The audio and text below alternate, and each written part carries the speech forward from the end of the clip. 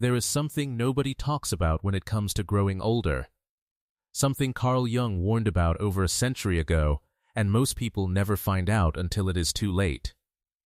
If you have ever looked in the mirror after 60 and felt a strange, quiet emptiness, like your life suddenly lost its compass, this video is for you. And listen, stay with me through to the end, because the most important part of what Jung discovered comes near the final minutes of this video. It will not just explain why you feel lost. It will show you the way back to yourself. Now, here is something that surprises most people. Feeling lost after 60 is not a sign that something is wrong with you. It is actually a sign that something is trying to happen inside you, something profound, something necessary. But if you do not understand what it is, it can feel like falling apart. Jung called this the great turning point of human life. Not a crisis, a crossing. And most people are never told how to cross it. Here is the thing. The first half of life has a job. Build, achieve, establish. You spend decades constructing a self, a career, a family, a reputation, an identity. You follow the rules of the outer world. You become someone the world recognizes. And for a while, that works. It gives you direction. It gives you purpose. But then 60 arrives. Or 55. Or sometimes 65. And something shifts. The children are grown. The career slows down. The roles that once defined you begin to fade. And suddenly the question arrives from somewhere deep inside. Now what? That question is not a problem. That question is an invitation. Think about it. Your whole life, you were climbing a ladder. And you climbed it well. But what Jung discovered, what he spent his entire career studying, is that at some point in midlife, the ladder has to lean against a different wall. The outer work of the first half of life must give way to the inner work of the second half. And that transition? It is disorienting. It is supposed to be. Stay with me here, because this is where it gets deeply personal. Jung observed that when people reach the second half of life without understanding this shift, they do one of two things. They either cling desperately to the past, trying to relive old roles, chasing youth, refusing the change, or they collapse inward, feeling purposeless, invisible, disconnected from everything they once were. Both paths lead to suffering. But there is a third path, and Jung called it individuation. Individuation is the lifelong journey of becoming who you truly are, not who the world asked you to be, but the full, authentic, complex person living inside you. The parts you suppressed, the gifts you never developed, the questions you were too busy to ask. After 60, that journey becomes urgent. Psychologically urgent. Here is what most people do not realize. The feelings of lostness you experience in the second half of life are not random. They are messages. Jung believed the psyche, your inner self, begins calling back the parts of you that were left behind. Maybe you spent 40 years being the responsible one, the provider, the caretaker. And somewhere along the way, the dreamer inside you went quiet. The artist, the wanderer, the person who once had questions that mattered, those parts did not disappear.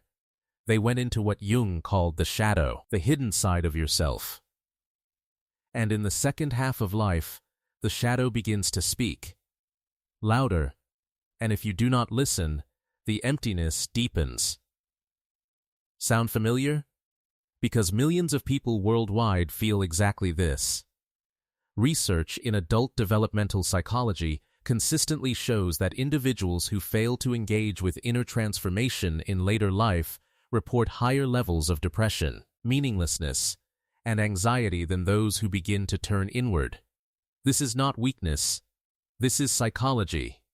It is design. Now here is something that surprised me when I first read Jung. He believed that death, in the psychological sense, comes not when the body stops, but when a person stops growing inward, when they stop asking the deep questions, when they choose comfort over transformation. And he believed that the second half of life is actually the more meaningful half, the half where real individuation is possible, the half where you stop performing for the world and start listening to yourself. But there is a reason people resist it. Jung was clear. The journey inward is not comfortable. It requires facing things you have avoided, grief you never processed, dreams you abandoned, truths about who you are and who you are not. That takes courage. Real courage. Not the courage of the young, who charge forward without looking back. The courage of someone who has lived and is willing to see it clearly.